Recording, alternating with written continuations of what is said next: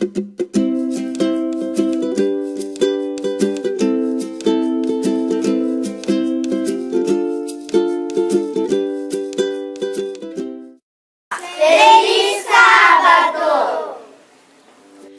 let's keep our hearts secure in our Father's hands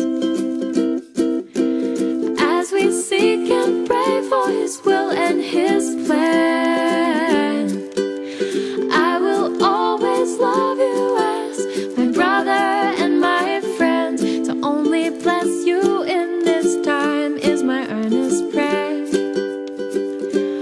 until we both know which way to go.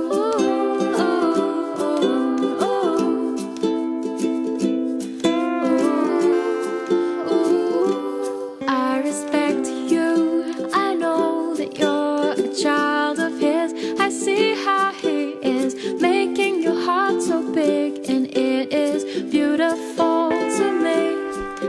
I love all the things that make up who you are. I love your all-knowing, all your need for God. It's inspiring to me.